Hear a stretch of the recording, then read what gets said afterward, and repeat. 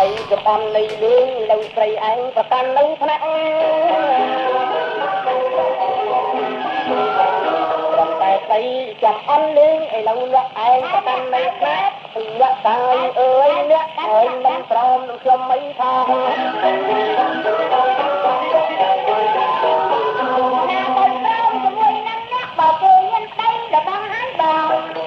ចោះពីមុខឬចោះពីមាត់ចោះពីជើងដៃឬចោះពីខ្នងមកបានជាអូនមិនព្រមនឹងបងអាណិតប្រាប់ផងឲ្យដឹងសំដី